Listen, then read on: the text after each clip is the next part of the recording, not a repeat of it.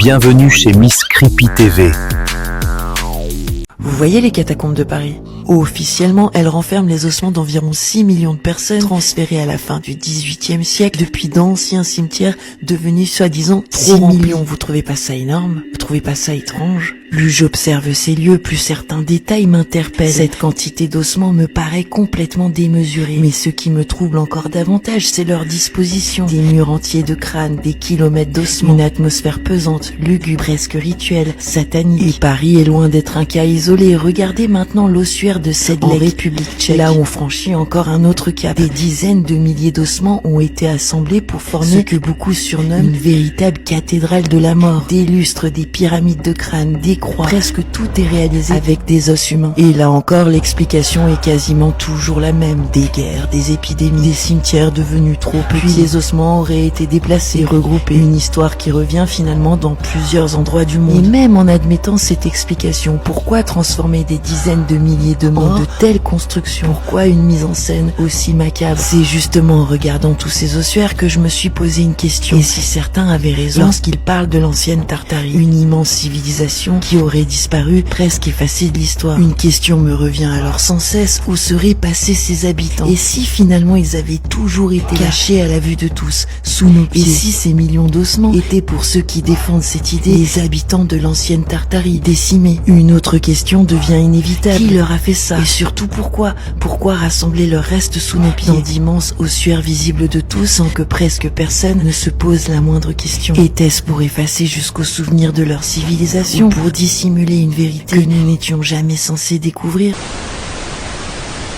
En parcourant Facebook, je suis tombé sur une vidéo publiée par José explorando BC Sepultura. Passionné d'exploration, il parcourt les montagnes de la Rumorosa, en Basse-Californie au Mexique, à la recherche de lieux hors du commun. Plus je regarde ces images, plus la forme de ces pierres me paraît inhabituelle. Certaines semblent presque s'emboîter, tandis que d'autres présentent des lignes étonnamment régulières. De quoi se poser quelques questions. Nada, plebes, miren, ustedes digan, ¿qué opinan? Esa es la piedra que parece que la acomodaron, literal en forma de triángulo.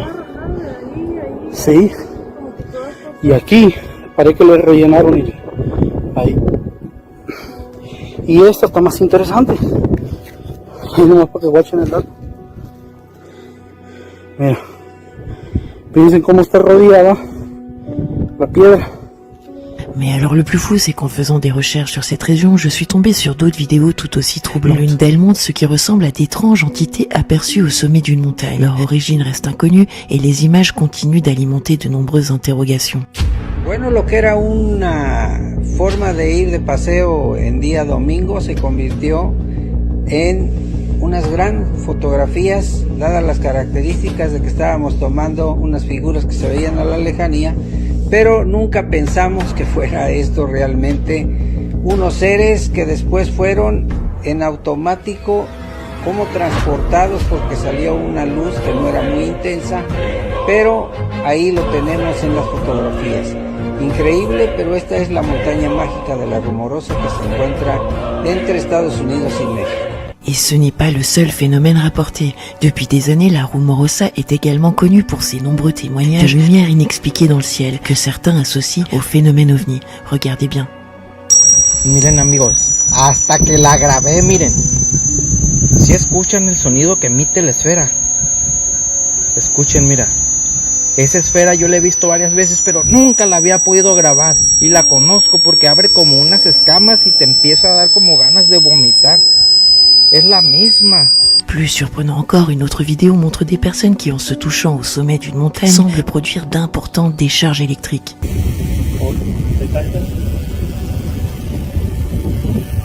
Una nave arriba en la nube. Dios machine. Dios machine el toque. Grabado para siempre. A la bestia. Cette vidéo circule depuis plusieurs années, bien avant l'intelligence artificielle. Dès les premières secondes, une étrange sensation s'en dégage. Regardez attentivement la partie droite de l'image. On y distingue une silhouette qui semble courir, mais un détail est particulièrement troublant. On a l'impression que le haut de son corps a complètement disparu, comme si seules ses jambes étaient visibles. Alors, simple illusion d'optique, anomalie de la caméra, ou phénomène bien plus étrange, qu'en pensez-vous ?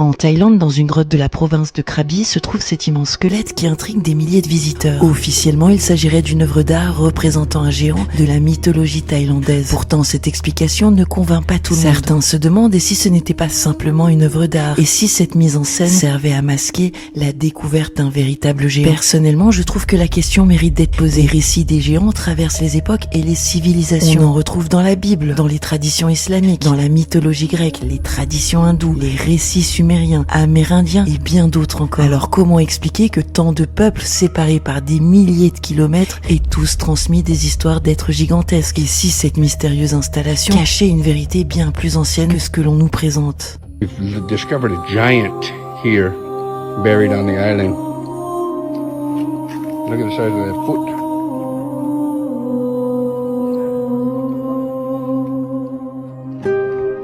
Dream, is this a giant?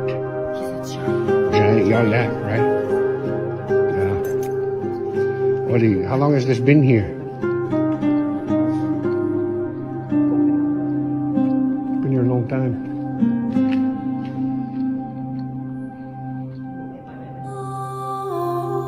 Again, this is the inside of this cavern here. Stalactites holding on the ceiling here. It's lime, are they, I believe, you know? These are limestone, I think. I'm not sure. What do you think? Giants weren't real. Why all the news articles from around the country and even the world? Now, I was looking for some of the earliest news articles found on giant skeletons.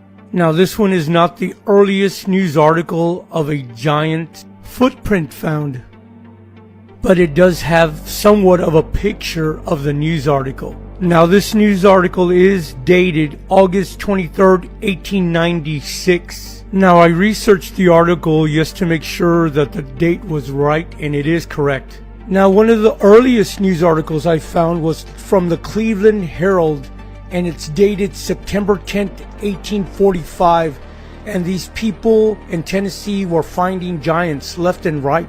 And I'm not just talking the month of September of 1845. They were finding giant bones in October, November, December. There's news articles of all this. Now, of course, a lot of these news articles are distorted because they're so old, or even a lot of them are even destroyed. But as you can see, this is just a small sample of all the different news articles that giants were found and uncovered. But what happened to them? Now, I know there's lots of talk that museums took these bones and hid them. Now, my question is, what part of history that these museums don't want us to know? That's why they hid these bones. Une amie des réseaux sociaux m'a envoyé cette étrange vidéo qui aurait été filmée à Bulimba, en Australie. D'après la personne qui l'a publiée, on y aperçoit une silhouette qui ressemble à un gris. L'être semble tenir un objet diffusant une étrange lumière rouge. L'ambiance de cette scène est vraiment particulière. Je vous partage simplement ces images et dites-moi ce que vous en pensez. Hey. Good day. Cute little cat. Gris cute.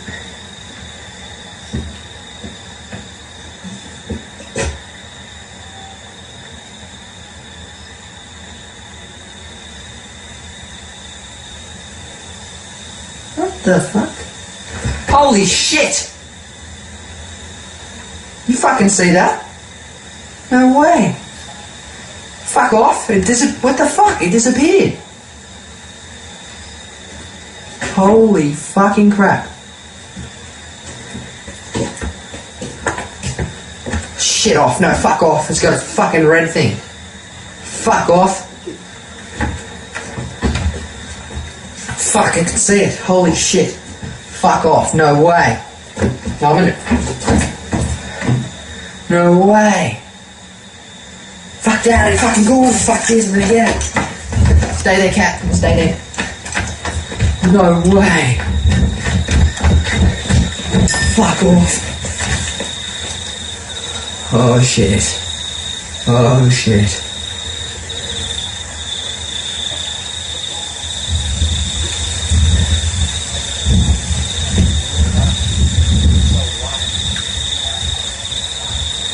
That's me. Hello? Oh fuck. No. Fuck this. Fuck this. Fuck this. No way. I'm going. No, it's there again. Fuck off. It's just fucking coming up. Holy shit. I want to stay out of the fucking red thing. Fuck off.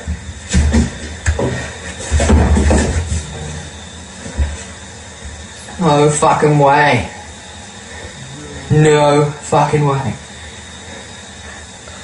It's better not. Fuck off. It's gone. Oh shit. Baz, come in.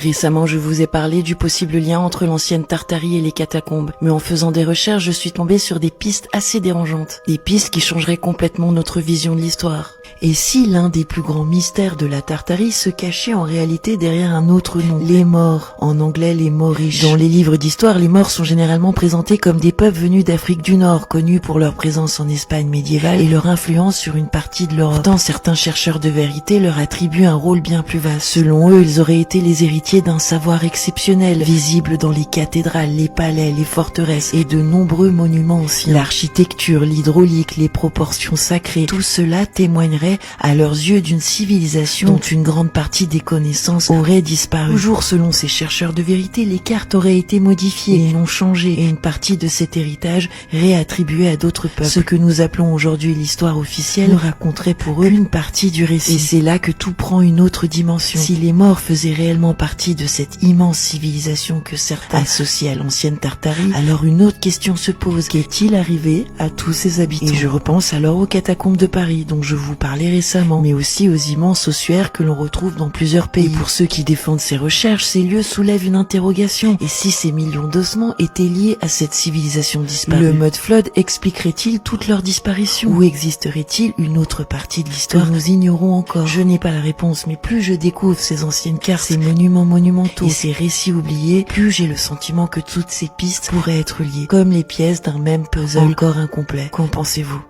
Why on earth would anybody call a house the house of the Blackheads?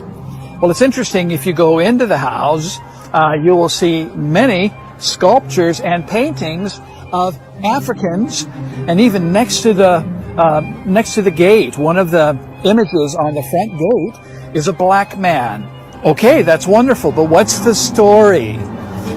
He was Mauricio, or Moritz. And he was a military leader about the 4th century or so. And this man was very venerated for his courage and for fighting on behalf of the church. And he was brave and all of these wonderful things. And then when he died, he was canonized and actually turned into a saint. So he was a warrior who became a saint. And there was a group of merchants, German merchants, who were coming back and forth here. They were part of the Hanseatic Union, which is a group of cities along great bodies of water in northern Europe. And they built this house, and they had a patron saint, and they adopted Maurizio as their patron saint. And so they call it the House of the Blackheads, in honor of this great and courageous man. Now, you can see it's ornate, tremendous clock. It's just unbelievable. And there are sculptures up there. Most of them are of Greek mythology. There's a sculpture of St. George and the Dragon. There are inscriptions in Latin. There's all sorts of symbolism here. And in the 13th, 14th, 15th century, Chamber of Commerce of Riga. It's the place where they did business. But most of the traders, the German traders, they were merchants, and they were single. So one could say they did business by day and they did pleasure by night. So this was a party place and this was a business place. The coat of arms of the Brotherhood of the Blackheads, it's an interesting coat of arms. It features 3 black men, whereas most coats of arms feature lions and bears and eagles, whereas this one is 3 black men, clearly from the center of Africa. However, the exact term for blackheads is unknown. The patron saint, who I imagine is one of the 3 men on the coat of arms, or maybe it's the same person, was the black Egyptian Christian, Saint Maurice. I think he's the person whose head appears on the shield. I think it's the same person at the top of the coat of arms, but I could be wrong. Saint Maurice is an interesting character actually. He was born in Egypt, so he's Egyptian, in the city of Thebes, and he commanded a legion. As he progressed through life, he climbed up the Roman ranks, and he commanded a legion of 1,000 soldiers called the Thebians, or Thabians, the Thebes. I'm not sure I'm saying that correctly, but let's come back to that in a moment. Notice how Egyptians back in the day looked more like Central Africans rather than the Egyptians we know today, because of course this was long before the Arab conquest of North Africa. So generally Egyptians back then were very black. Not all of them, but a lot of them, has to be said. It is even documented that many Egyptians were very Mediterranean looking, not in the same way that they look today. The Egyptians of today are so far unrelated to the Egyptians of 1800 to 2000 years ago. A lot's changed since then. But going back to Saint Maurice and his achievements, he commanded a legion of 1,000 soldiers. He was born 250 years AD. What makes him the saint that he is, he was a Christian before Christianity was really acceptable. 250 years after Christ, Christianity was still in its infancy, and the fact that this man commanded a legion of 1,000 soldiers, all Christians, and also in the Roman army, as Christianity was considered a threat to the Roman Empire. Yet, Saint Maurice and his legion moved easily within pagan society. That was until Maurice and the Theban Christian legion were sent by Maximian, the Roman Caesar of the time, who lived between 286 and 305 AD. He sent Maurice and his legion to what is now present-day Switzerland. He was ordered by Maximian to harass some local Christians. Maurice and his legion refused. Maximian ordered the punishment of the legion by executing every 10th soldier. This punishment was known as decimation. Decimation is a form of Roman military discipline in which the 10th man of every group is executed by members of his cohort. The discipline was used by senior commanders in the Roman army to punish units. Back in the day, the Roman army used this punishment on large units of groups guilty of capital offences such as cowardice, mutiny and desertion. But in this case, Maximian used the punishment on Maurice's legion for their refusal to harass and possibly execute fellow Christians. The Theban Christians refused to attack their fellow Christians in what is known as the Great St. Bernard Pass in a little place called Aganon, which is now called St. Maurice. And in St. Maurice, there is an abbey dedicated to this man, St. Maurice. St. Maurice's legion and himself were all martyrs to Christianity. It is said that the legion refused to harass the innocent Christians that inhabited the town. So the Emperor Caesar Maximian ordered Maurice and his men to be sacrificed to the Roman gods, hence a Christian martyr of the time, and a noble man.